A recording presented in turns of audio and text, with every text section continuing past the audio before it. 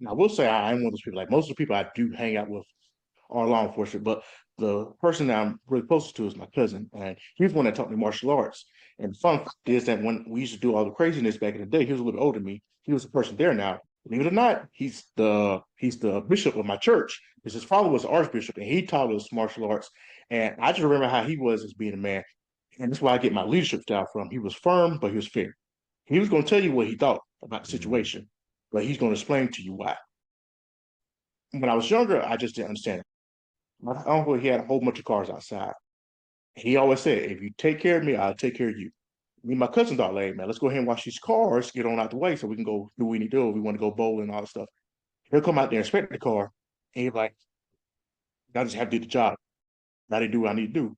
But when we did it the way we were supposed to do, he paid for everything. He was like, hey, man, your phone bill need to be paid. Here's some money, all that stuff. And that's why I tell people that you got to have people outside of. So my cousin, who was actually the bishop of my church, is one of the people that I hang with and one of the people that I talk to when I'm having issues or problems. Because I say, we all going to have them. You need to have somebody that can talk to.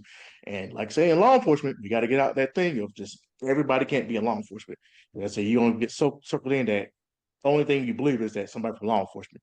That can't be how it is. But it happens to us a lot because most of our friends start coming from law enforcement, the people we're on shift with, people that we do work with, and that could become a problem because we're only going to see that one side.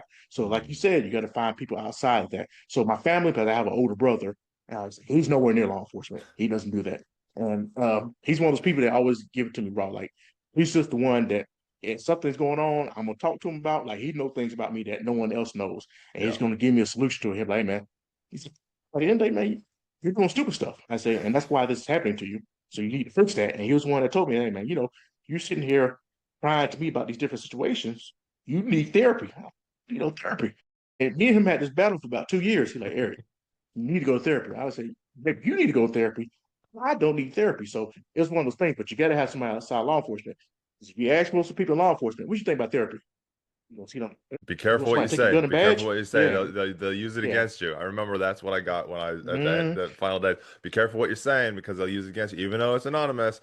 And they don't technically. They'll find out. They'll use it against you if you make one mistake. It's just like if you're in that kind of department, you need to be out of that department, to be perfectly honest, Yeah, or that yeah, I workforce. mean, you gotta think outside the box, and people don't understand that. But a lot of times you get it from the older individuals that have been there for a long time, and they assume that things are like that. It's just not like that. Like there's so many things that can help you out as far as mental health and talking to a therapist. You could do it online, you could do it in person, but people don't want to do it because they're scared. They're like, okay, if I tell them any little thing that's going on with me, they're gonna take my gun and badge. Can't have that. That's why you got to have people outside law enforcement because people in law enforcement are going to tell you that. Hey, man, don't Yeah. go in and talk to them people and tell them what you got going on or what you've seen out here, but they're going to take your gun and badge. Not the case. So that's why I tell people, like you were explaining, like you got to have people outside of your box. So I have those individuals that are outside my box that I can explain the situations to, and they can give me a different viewpoint of what I have going on and maybe a different solution.